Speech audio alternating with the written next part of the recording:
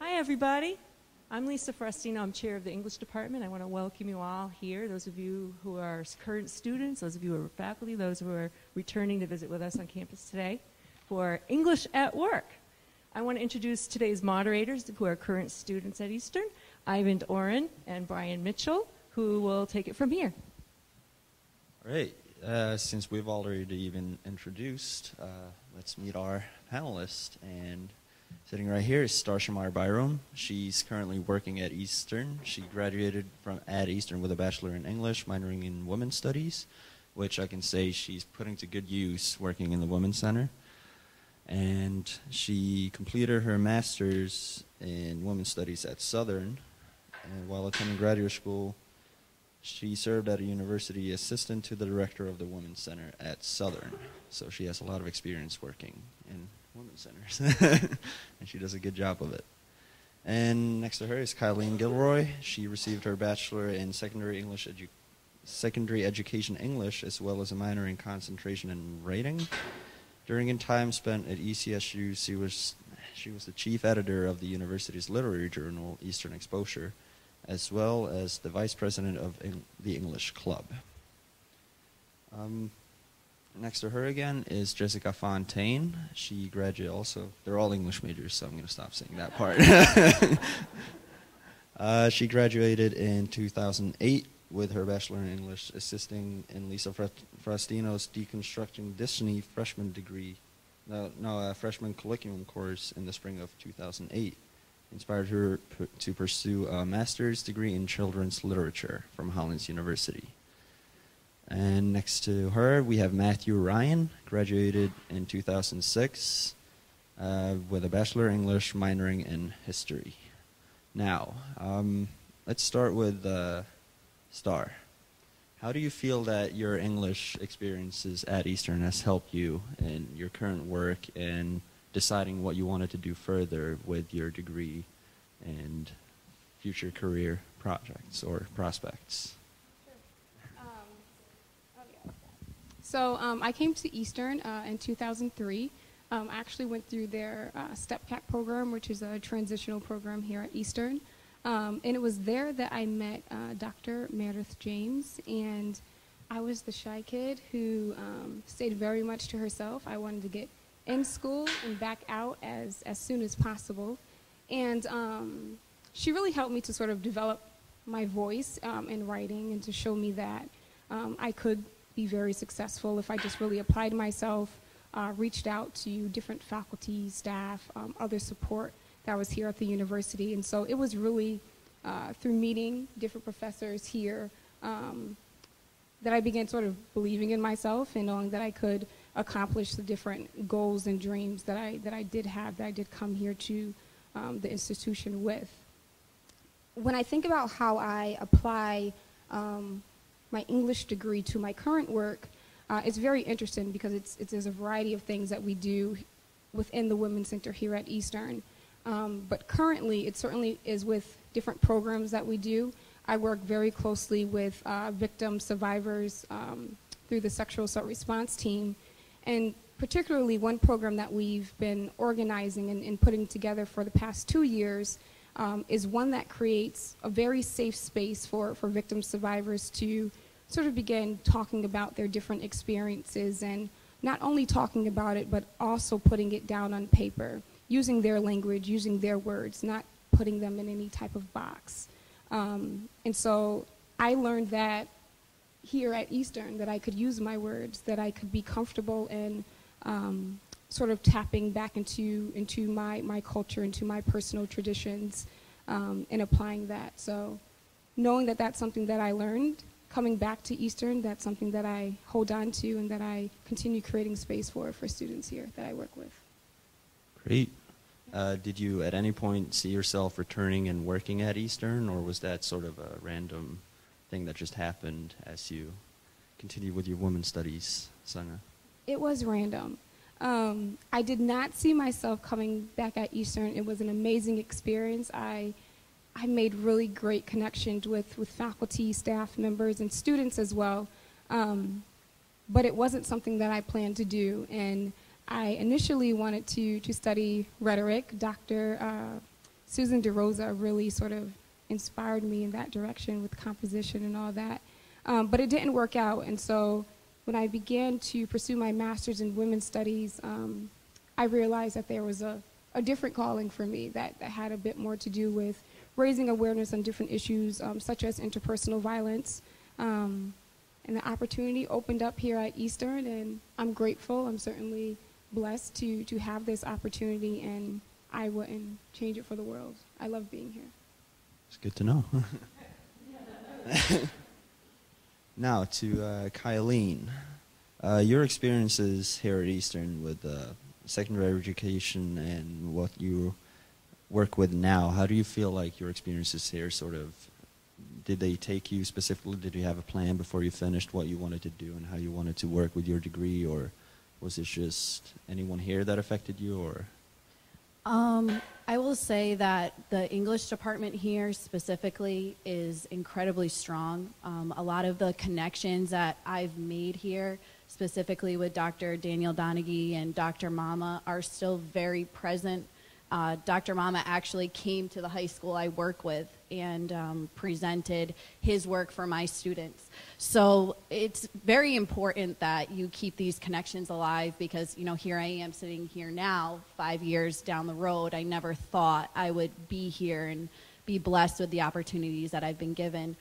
English is obviously very prevalent in my English teaching world, but more so with that, I'm also a poet and an artist, and so without, you know, Dr. Donaghy's help and inspiration to really guide me down that path, I never thought I would have been published as many times as I have been, pursued as many artistic endeavors as I have been outside of college. It's very easy to get distracted in the real world. There's a lot more factors than just being a student and focusing on the opportunities here. It's very easy to sort of get caught up in paying your bills and what you need to do to survive, and that's the reality for a lot of us. So to kind of hold on to your dreams and continue pursuing them, you have to really find the balancing act, and that is really what Eastern taught me, and that's definitely something I pursued after I graduated, because it can get very difficult when your main focus is not entirely on yourself anymore. And that's the reality a lot of us are facing, especially in a world filled with so much challenge when it comes to the job market. It's not easy out there at all. And so it's really important to not get discouraged, and even more so to continue following your passion, and those opportunities, I think, come to you when you're really loving what you're doing, which is what Eastern really showed me. And I think every teacher here, especially in the English department, there wasn't one teacher I had that I disliked. And I can confidently say that. And I know a lot of people that don't come away from their college experience feeling that way. And I think a lot of it has to do with, number one, the teachers here really love what they're doing. They're really experts in each of their classes. And also the class size is really beneficial to having that one-on-one engagement and really getting the most out of your class. And as a teacher now, I know how important that is. And to even think that 18 is a big class, it is. You know, I can't imagine being one of 300. You know, I really think that that's something that's so important in our education system, is that we have those small classes and that you do have those one-on-one interactions. And every teacher here goes out of their way to really help you, especially if you're somebody that wants to take advantage of those opportunities. There's a lot of opportunity here. And so for that, those opportunities have followed me outside of my work, and I think it's been really amazing, because I know a lot of people don't walk away from their college experience having those sort of sentiments or realizations, honestly. Yeah, you pretty much did what anyone sort of imagines that an English major does. You went out and you started teaching, and you write poetry, and you publish, and all that sort of stuff. Sort of the stuff that people expect that you would do with an English major. Was that an interest you had before you started at Eastern, or did it sort of develop because of your experiences? And how you sort of, since you teach, do you use any of those aspects of your life, like your publishing poetry and all that? Do you use those aspects in your teaching and your experiences here? You already said you learn from your professor and you use it in the experience your teaching, but yeah, your outside work, how does that apply? Absolutely. I mean, I started writing poetry when I was 13. I always knew that that was something that my body did. I was not noted for that until I got to college, truthfully. So at an early age, I was doing open mic nights and submitting my work and paying $20 to a scam, not knowing any differently. It honestly was not until my freshman year that Dr. Donaghy, he really saw something in me, and he was really the one that pulled me under his wing and really became my mentor. And so teaching high school, I know how important it is to have a mentor. And I really want students to have that opportunity earlier on and not have to wait until they're 18 or 19 years old for someone to really notice them. It's really interesting because the reading I did here, I read one of the first poems I'd ever written, and one of the other professors had said, well, why didn't anybody notice that you had this gift? And it literally took until being here to really not just be noted, but for someone to show me what to do with it so that I could then take those skills and do it on my own, which is what I did afterwards. And so being a teacher, the one thing I really took away from this is noting on my students that have gifts and really becoming a mentor for a lot of them, especially for the ones that aren't noted because maybe they're coming from a troubled environment or they're not the best student, yet they're so artistically inclined or so gifted. I think that that's really important. I also have incorporated a lot of the teaching styles that I've learned here, especially from Dr. McDonald. She really inspired me as far as being a teacher in the classroom. I just love her very organic way of letting the class really take on its own and letting the students kind of form the class, even though maybe you have a direction in your head. I think that's something that as teachers we really need, is to trust the process and trust the class to really take on a form of its own. And without sort of that experience in the classroom versus, you know, your traditional lecture, I don't know if I would incorporate that. I also do a lot of writing workshops. I learned that in a lot of my creative writing classes, how beneficial it is to share work, to conference, to allow students to really become the teachers in the classroom. You know, we are guides. We often misunderstand that. I think some teachers, you are a guide. You are guiding kids. They are the teachers, not us. There is no authority. You know, we might have a mission, but I think it's really important to note that, you know, there's a lot of incredibly insightful young people out there. People that honestly blow my mind. I'm just like, wow, I can't even believe that. And without giving them that opportunity, I would never know that. And that's what Eastern taught me here, because I do think the students here are more so leaders in the classroom than in other classes.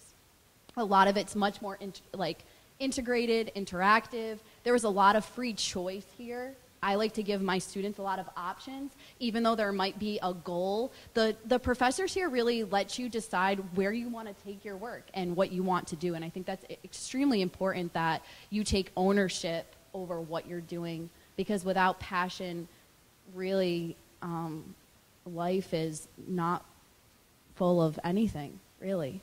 And I think that's important that we do that. Thank you very much.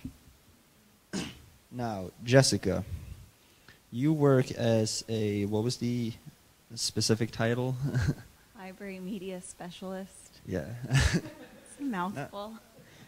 And you also said that you do some teaching outside of that, like you have sessions with classes and all that kind of stuff. And how do you feel like your experiences at Eastern, well, it's sort of the same question, but really that's what we're here to talk about. How do you feel your experiences at Eastern helps you, benefits you in your career life and in the classroom that you have and all that? Well, as a librarian, I have a sort of unique position where I can reach all the students in the building if they have the time to come to the library. Where I teach, we have block scheduling, and so there's no free time in the day really for students to be in the library. So I'm really trying hard to engage them in that one block that they might be with their teacher, so that they'll want to come in before school starts or during their lunch or after school to explore what the library has to offer. But when I'm actually fortunate enough to teach lessons, I think that's where I really put to use some of the practical things that I learned here, just the content alone, I find myself referring back to that frequently, especially when I'm working with history or social studies or English classes. But the opportunity to teach doesn't come up very much, just because the school where I'm located, a few years ago, before I got there, they cut the assistant position in the library. So I'm fighting really hard to document why I need an assistant so that I can get in the classroom and teach those lessons. And I think that becoming an advocate for myself is something that I learned at Eastern. I think I learned it right away because I was a transfer student and I had to speak up right away and be like, I don't want to take all sociology classes. Like, please put me in some classes that'll work really well for me. And when I met Dr. Faustino, I knew that this is where I wanted to be. It was my first English class, and I said, okay, I'm going to stay. I really like it here. But it took meeting the right people. And it happened quickly, but I really had to learn to speak up for myself. And I find that I use that every single day. And I didn't expect to need to do that every single day at my job, but I do, and I'm really grateful that I learned that skill here. I don't know what I'd do without it. I don't think I'd be where I am if I didn't learn that skill here. Was there any planning behind your career choice, or was it just a spur-of-the-moment opportunity, I feel? There was some planning. When I started here, I thought I was going to go to school for culinary arts. I was just going to be here for a semester, really. And then I loved children's literature. And I decided maybe I'll put that off for a while. I can always be a pastry chef. But I know some professors now who seem to think I am not faking it. So I'll stick it out. And when I was a senior, I assisted in Dr. Faustino's Deconstructing Disney class. And I had already taken children's lit, and I loved it. And I took a young adult literature class as well, which I thought was fantastic. And Lisa teaches at Hollins University, and Dr. McDonald was teaching I don't know if I remember the name of it, but it was sort of like an intro to whether or not you want to explore grad school. It was just, we met once a week for an hour and a half, and they were really forces behind me deciding that I wanted to pursue a master's. And when it came down to it, I was kind of dazzled by Hollins and Lisa's descriptions of it, and I decided to go without even visiting. And I got there and I thought, what am I going to do now? Like, what's next? I never really thought I'd be in the position I'm in. I thought maybe I'd write cookbooks for kids, and I think maybe someday I still can, but there was planning, but it was all still kind of unfolding. Thank you very much. Now, Matthew, your job is sort of the one that's the furthest away from the whole English. You work at a Union Savings Bank in New Milford as a supervisor and branch operations specialist. That doesn't really sound like something an English major would be engaged in after college, but I understand you had to pick a job straight away. And so talk real quick, how does your skills apply? Yeah, I know I kind of went in the opposite direction there, didn't I? Well, just coming out of college, I needed a job. I needed it quickly, and I needed it badly. You know, I needed health insurance, a good, steady paycheck. So my wife and I, we went to a job fair in Danbury. She suggested it, and to apply there. And I said, no, I don't want to work with numbers. I don't want to work with math. I don't want to work with money. She said, no, just go ahead and apply. So I filled out an application. You know, I went in the interview. I got hired, and it started the tradition of her, you know, mostly being right, or of me actually should, you know, I should probably listen to her more often, because she was right about that. So, I mean, that was the main reason why I got into banking. And through, you know, promotions, I was able, you know, through hard work, I was able to get a few promotions and, you know, to work up the ranks. And the skills you developed here at Eastern. Right. Yeah, you said you do some writing and editing and all that kind of stuff? Yes, I think a lot of it is correspondence for customers, prospective customers, thanking them for their business, also apologizing if anything goes wrong. Because if anything goes wrong, if you don't sound at least somewhat coherent in a letter to them, you know, they're never coming back. They're never going to forgive you. So writing appraisals and reviews, that was another big one. So if a person's doing well, you really want to describe articulately why they're achieving success. If they're not doing well, you want to put in what they can do to better themselves. And if you want to be a snake about it, you can write something negative and make it sound positive. So I don't do that, but I'm saying you could do that if you wanted to. Also, revising job descriptions. We had one of the higher-ups ask me to help him revise job descriptions for at least some of the departments. And I think he appreciated the experience that I had in my field of work, being a supervisor, being a operations specialist, but also that I had a pretty good handle on writing. So I don't think he would have asked just anyone. So yeah. Now we're going to open it up for a few more questions. I'm going to let Brian sort of control this part. If you have, because I've been hogging the mic pretty much. Well, Ivan is a pretty hard act to follow, so if there's any questions from the audience, feel free. Anyone? All right.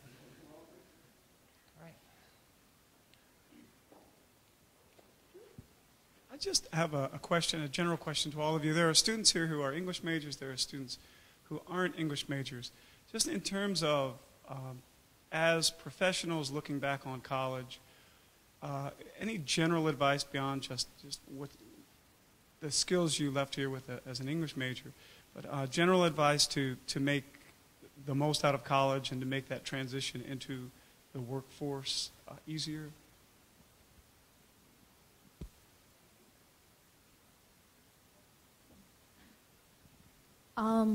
I took time off after graduating. I bartended, I still do, and I did that for a few years. I don't regret that because I focused on my art and my writing, which was something I needed to do to figure out where I really wanted to go.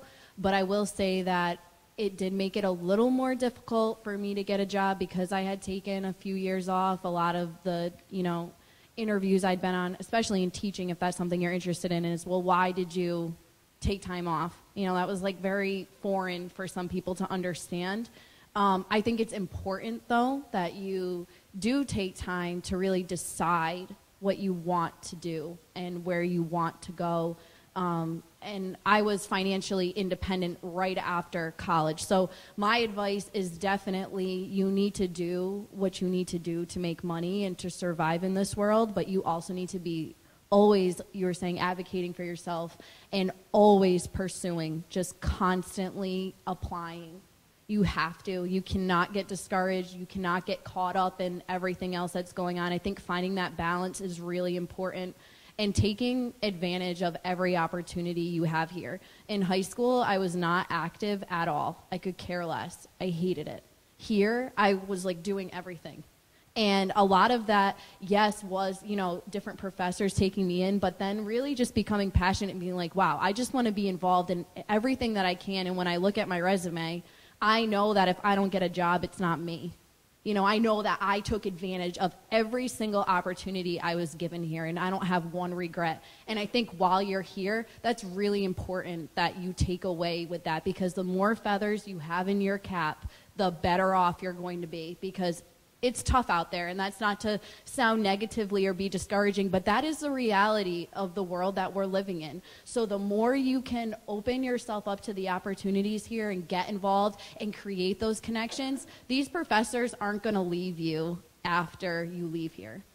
And that's really important that you know that, because none of us would be here right now if that were the case, or none of the opportunities that we've had or those connections, like those connections are very much alive after the classroom. So the better connections you can create here and the more you can be involved, your teachers aren't just seeing you in the classroom like, oh, you're an A student. They're seeing how you're going to be in a job, who you are as a person. And when it comes down to those recommendations or those phone calls or, just that support when you're having, a rough time after school, because the transition isn't always as smooth. Some of us don't just get a job right out the gate, whether it's our choice or not. So I think not getting discouraged and really taking advantage of the time that you have here is super, super important. And that's definitely my advice. Yeah, I can certainly piggyback off of Kylen, what Kylen said, and I'd certainly encourage, connecting with a mentor, connecting with people who are not going to simply say you're doing a great job all the time, but also folks who are going to challenge you, because sometimes when we only surround ourselves around those people who just say, oh, you're doing fine, oh, you don't need to change anything about yourself, you sort of stay within this box and you never really grow. And one thing that I can say about the professors that I connected with here is that they really challenged me. They really questioned me to question myself. They really forced me to do that. So there were different things that I wanted to do, and they would ask me why. And sometimes it was because it's something that my family expected me to do. So I really do encourage you all, have conversations with your professors, have conversations with each other. Definitely, I didn't even have Dr. McDonough as a professor when I was a student here at the institution, but when I went to pursue my master's at Southern, Dr. James connected me to Dr. McDonough, and I was able to speak with her about some of my work. And throughout the time that I was pursuing my thesis, I knew that I can contact her and ask her questions and receive guidance. So it's not only about who you meet while you are here at Eastern, but also who at Eastern can connect you to other folks, whether it's here or folks that are outside of this space. So open up your mouth if you have a question, if you have a concern, talk about it, because you do have folks here who have their ears wide open and ready to listen and help you with moving forward.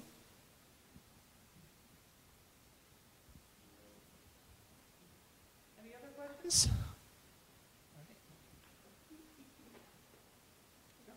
Yes. So I know you talk about the importance of taking advantage of every opportunity here.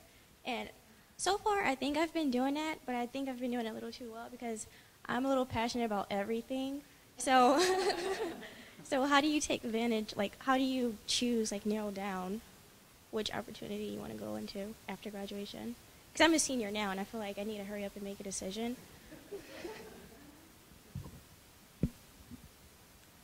After I graduated, I had about 6 different part-time jobs, and there was a period of time where I was holding 4 or 5 of them at the same time.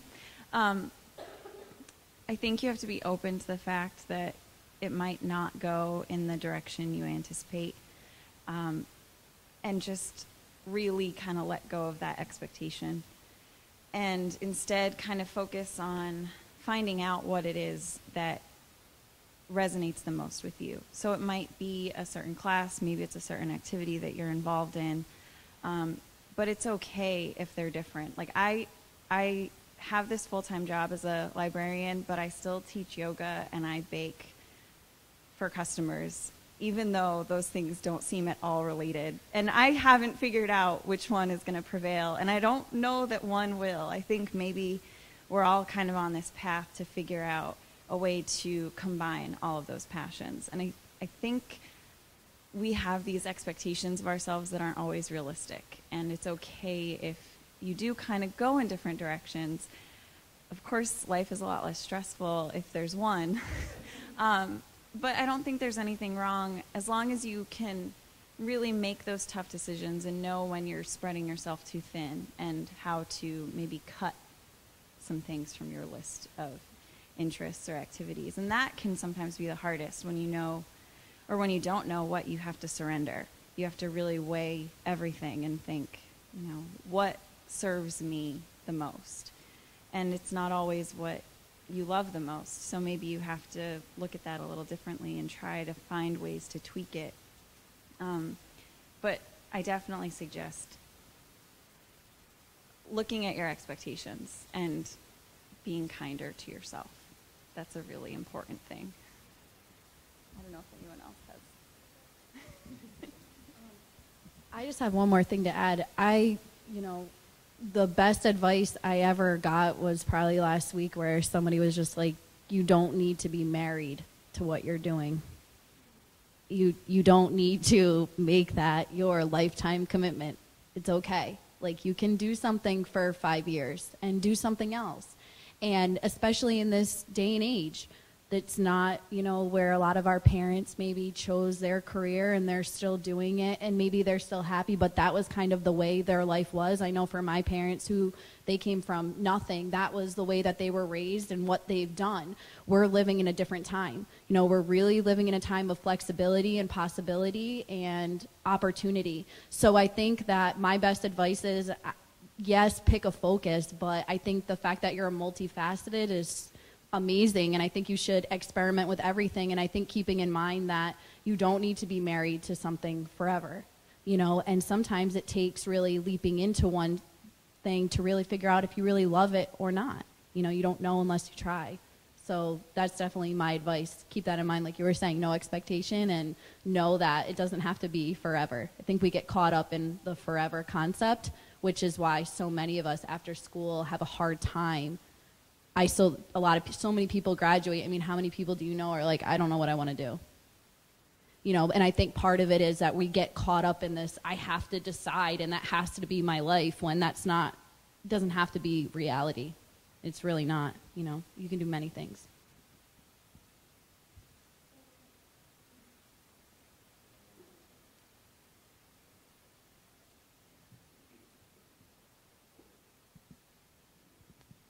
I want to hear from Matt, because there's been a lot of talk about doing what you love, et cetera. And when you were talking about going into your current career, you were saying it was actually something I said I didn't want to do. I didn't want to work with numbers and so on and so forth. And you talked about how things you learned at Eastern help you do your current job. But I'm wondering, do you like your current job, or is there something you like about it that you're surprised that you actually enjoy it? And then if it's not something you see yourself doing for a long time in the future, are there things about what you're doing now that you see as giving you skills, experiences that will help you in the next step on your path? I do like my job, first and foremost, just in case they ever see, this presentation. Great. I think what I like about my job is what a lot of people like about their jobs. It's the people that you work with. So customers, co-workers, it's, those bonds that you have within the confines of that building. I do think I'll stick with it for the foreseeable future. It's going well. But it has, with every new opportunity, with every new career path, you're going to find, the different things that you might want to branch off into. I've done a lot with finding fraud and finding people who counterfeit check or have counterfeit checks. So that's a career path I'm looking down to for the bank, and I'll give a funny story about that too. With a guy who forges checks came into our branch, and I identified him from all the security reports that we got. So I notified my manager. She was able to distract him while I called the police. So the police come, they arrest him, and since I was the guy who ID'd him, the police said I need you to fill out a police report or affidavit, just write a few sentences about what happened. And as an English major at work, I'm writing and I'm writing and I'm writing, and I could tell she's getting impatient. But again, I feel like I had to put in every single detail. So you still find room for that English degree to shine through. Yeah.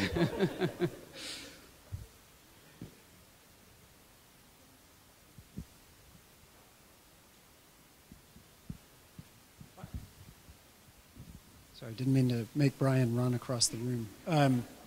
No, I actually wanted to follow up on Professor Liu's question and Matt's answer and sort of turn it back to all of you. I saw a really promising headline just yesterday, and it's an interesting article that links to another one I now need to track down. But the headline was something like, what every tech company needs is an English major. Right? The one thing every tech company needs actually turns out not to be scads of talented engineers. They do need those, but there are lots of those available. What they really need are English majors. They chose the English major, and one person sort of explaining this was, well, the thing about English majors is they get stories. Right? They understand how to tell the story and how to think about the story. And I don't think this is exclusive to English majors, but I guess I was wondering if you could kind of reflect on some moment, you know, in your work where you found yourself drawing on your English majorness in ways that may not be, not that you burst into sort of reciting a sonnet or something like that, but things where you see the skills that you developed studying one kind of thing perhaps paying dividends in maybe a very different field.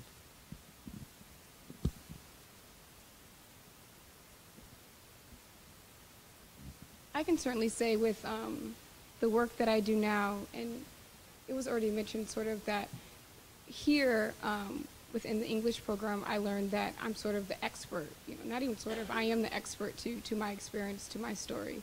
And so with the work that I do here on campus and working with different students, you know, they're really faced with different responses as victims. Many times they're blamed for their experiences. And so when I do meet with them, when I do talk to them, when I do work with them, I really try to create this space where they can talk about what they've experienced outside of what society is telling them, outside of the blame, outside of the victim blaming and all of that. And that truly is something that I learned while I was here at Eastern, is that you can be in a classroom, you can be the teacher and see yourself as the expert, but the reality is that when I look at you and you begin telling your story, you're the expert to your story. I don't wear your shoes, I don't walk in your shoes, I don't know your entire experience. And that's really something that I always remember whenever I'm going into the hospital or going to meet with a student at a res hall, is they're going to tell me what they're feeling, what they're thinking, and this is going to be something outside of maybe something that I didn't even expect. So that certainly is something that I just hold on to whenever I'm connecting with people. And it doesn't even necessarily have to be with victim survivors, just even my student ambassadors, when they come in and they're talking, some of them are English majors or have had some of the professors in the English department, and it's so funny when I hear mostly stories about Dr. Ferrucci, who is, they just have the most amazing stories about him, and they're like, do you know Dr. Ferrucci? I'm like, yeah, I loved him. They're like, what? Are you serious? I'm like, yes, I loved him. He taught me how to love writing and revising and all of that stuff, and they just look at me like, I can't tell you. I'm like, no, you can. Tell me what you think. Let's talk about this. And, you know, challenging them to see things from a different perspective and to sort of figure out how you all as professors, as faculty, really try to develop them as writers. But yeah, that's definitely something that I really keep with me.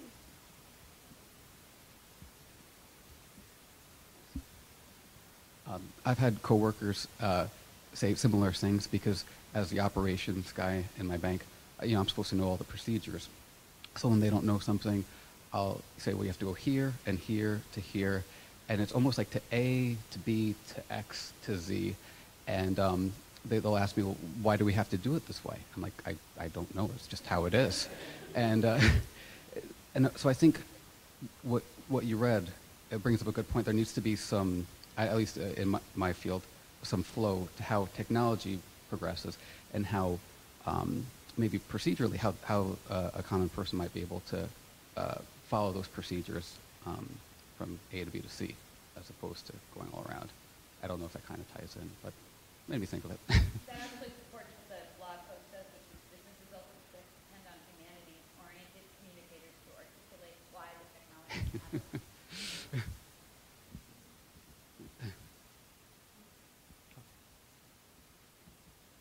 I mean, the only other thing I can say as far as that goes, I'm so surprised at how much content I remember and how I'm like, thank God I was paying attention in my classes when I'm teaching the Crucible, you know? And I'm, you know, especially getting my job 3 days into the school, you know, and not having any time to plan and really going off the cuff. That and definitely writing skills. The kids these days, they don't know how to write a paragraph. That's the truth. And I come from a family of engineers, so, you know, I'm definitely the black sheep, but my father always said, you know, if you can write, you can make it anywhere. And it's astonishing how many people in their professions, even teachers, and this isn't to sound negatively, in the school system but can't write. It's alarming. So definitely my writing skills, though, as far as emails go with parents, lesson plans, things that are more technical based than they are content. I'm like, thank God I know how to do this, or I even know how to organize my thoughts. I think that's a big part of the writing classes is how do you create an effective research paper? How do you formulate your thoughts so that they come out fluidly? Because we start to learn when you're in the English degree that it's not just about the story or the content. It's about how can you delve into every facet of writing, and I'm most surprised at how much that comes into play versus the creative part. The creative part is only a unit where I am, a lot of it is teaching these kids how to write a paper, and without the skills here, as far as those writing technical skills, I would not be able to do that or share with them the things that were effective for me. I mean, I remember my first college paper here, I got a C. I couldn't believe it. I was like, what? And I revised it and I got a B minus. And I revised it again and and I was like, a lot of it had to do with MLA and structuring. It had nothing to do with the content. And that's what I'm like, oh, I got to teach my high school kids this. I got to teach them how to do MLA. I got to teach them how to weave in a quote, how to incorporate one, how to build off of it, because that's what college is about. And I feel like those are some of the skills that are neglected at the high school level that I really learned here that had really nothing to do with, as far as, maybe the more enjoyable parts of the English major.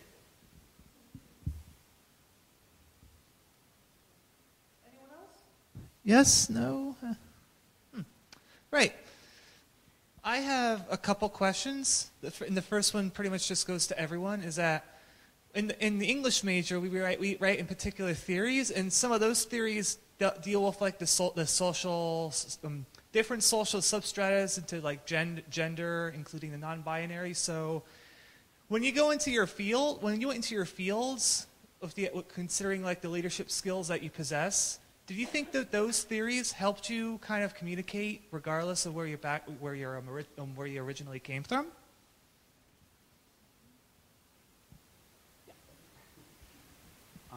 Yes, definitely.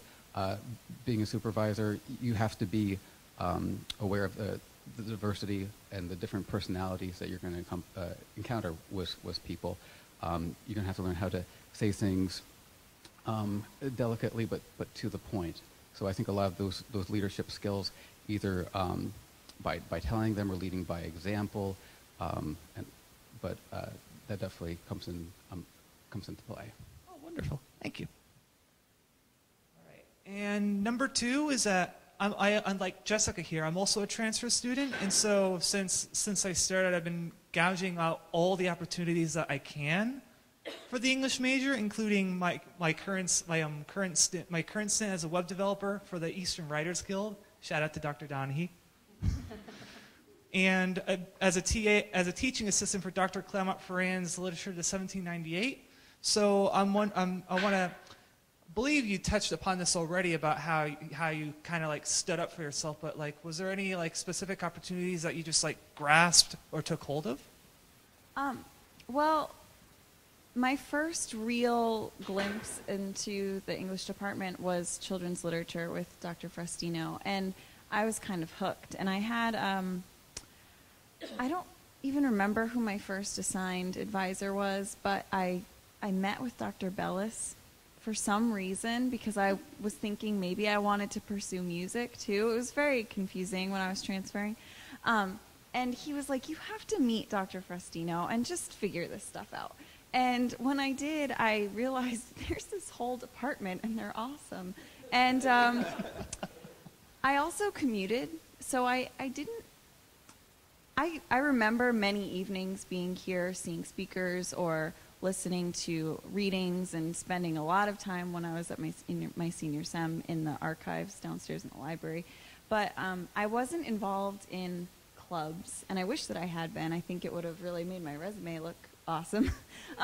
But it was really meeting professors and seeing what worked in their class and what they thought might work for me, and finding my voice through the guidance of someone who is an expert, and then becoming my own expert in my story.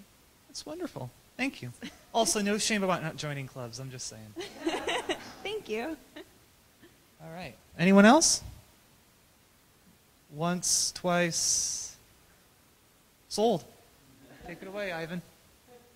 All right, I actually do have one question real quick. Like Eastern, as I only really discovered like this year as a senior that there are a lot of opportunities outside of the classroom and meeting with professors, like just this, coming to meet alumni and kind of see where they are in their lives and how the professors that a lot of us have the professors in the room right now in various classes. Like Frostino has my senior seminar, and I know she's helping me out a lot, like just developing a process and a relationship with English as a study. And like, did you ever engage a lot in these sort of activities, like meetings, workshops, all these sort of things? And how do you feel like they affected your career paths? And how do you feel like the relationships you developed with your professors helped you, and have you had a sustained relationship with the professors that you had? That you had when you went here, and how does it help you pretty much to have that experience and have those contacts? I used to come to these types of events anytime they were offered, and it worked with my work schedule and my class schedule. And I have continued to come to them even though I've graduated. I've been to there was an event earlier this school year in October, I think, when you honored Dr. McGowan at the Women's Center. And I came to that because I still have contacts here. And that has been to be connected to a university that I didn't think I was going to stay at my first couple weeks here is just it makes me really happy. I love Eastern, and I've attended so many schools, and I'm currently a student at Southern through an online program, and I don't feel any connection to that university. It's online, but even though it's online, I'm communicating with professors all the time, I'm communicating with classmates all the time, and it just feels empty. And this feels like home, and it feels like support, and there are so many people in this community who care about what you're doing, and there are opportunities like this one all the time, and I really took advantage of them when I was a student, and I love that I still take advantage of them as a graduate. I think it's a really great community here, and I'm so proud to have been a part of it and to still be active in it. I do a lot of what the clubs I was part of here, I do as a teacher. Like, I was in the English club, but more so we were sort of the front runners for bringing these great poets and writers to Eastern. You know, I was really in the beginning of that, or really in the beginning of Eastern exposure coming into what it is.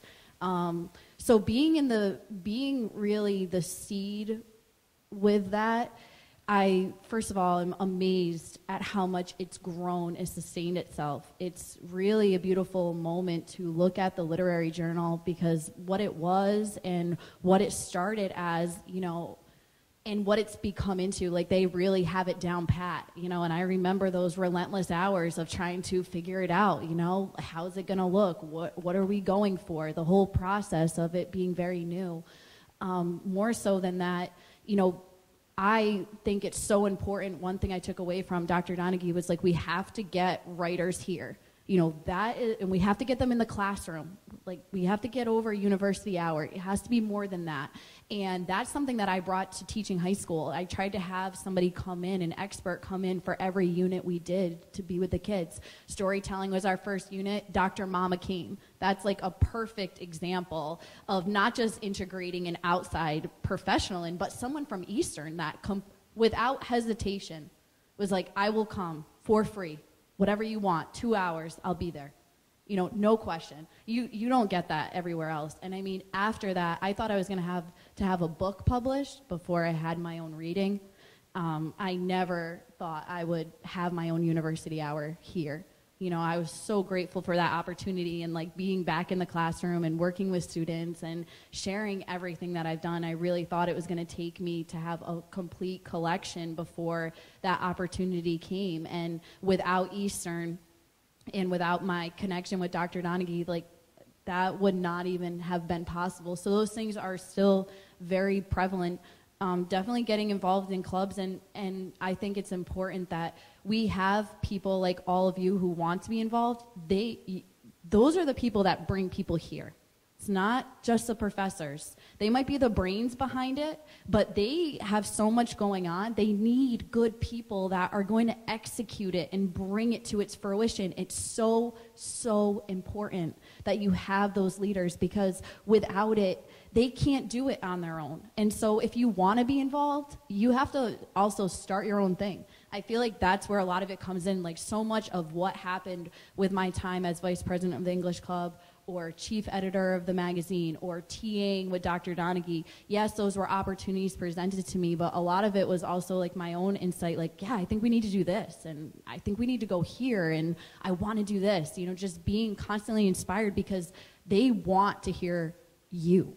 That's what school is. You know, it's your experience. And I think not just attending them, but, you know, we need to be leaders. You know, and all of us do. We need to be leaders of this university, of this community, and of our lives. You know, attending an event is one thing. Being the brains behind it is a completely different experience, feeling, perspective. It's so important when you know that you were part of something that grew, or that you can put your name and be like, yeah, that literary journal, I did that. You know, that's my, like, I was part of that. Like, and I worked with people that were part of it, that were amazing, you know, and really watching something come to completion is so great. And getting to know those writers. I mean, being on the English club, you know, Kim Atnizio, I didn't just work with her in my poetry classroom, which I would have done anyway, or gone to the university hour. I got to have dinner with her. You know, I was one of the few that were selected because I helped get her here, you know? So those are great opportunities, too, to meet those people, like, first, you know, face to face, just because you were part of bringing them here, you know, and realizing how human they really are, and what it really means to have those experiences here. Eastern's one of the only colleges I've seen that really bring in outside writers here and fight for them. And it's not an easy process. Going to those club meetings, advocating for the money, I mean, that's part of the process. It's not the most fun, but it's necessary. We can't get a speaker here unless you have a student go to that meeting, fill out the paperwork, and sign off. No professor can just make that happen. So I think that if you want to be involved, and if any of you want to be involved, get involved and start doing what you want to do here, because it's nothing without you. It really isn't. And also, I want to encourage you all to, while you're, you know, building yourselves and becoming stronger writers, etc., also help each other out. One thing that I did do while I was here was I was a part of the tutoring program, so I would tutor students, help them with building up their skills as writers, and that's certainly something that I encourage you all to do. It's one thing to, you know, it's important to feed yourself, but I also believe that it's important to help each other out and to give back to your community. And that's one way that I did give back to my community while I was an undergraduate student here. And it was just an amazing experience where I would continue working with students, and as I'm meeting with them and just seeing them sort of light up as they build more of a grasp as a writer, they get a sense of what their voice is. They get a sense of their thesis statement and how to prove it and how to build on these paragraphs and to connect things. And it's just, for me, it was just really amazing. And so as someone that is still here at the university, I look forward to getting more involved in the English department, which is, I know someone said don't be married to your work, and I'm definitely one of those folks who, I'm just so married to the Women's Center and the work that we do in there, but I look forward to, you know, stepping a bit more out of that space and figuring out how I can give back to this amazing department who really helped me to develop and mature into the individual that I am today. So. All right. Thank you all very much. It's been a pleasure listening to you.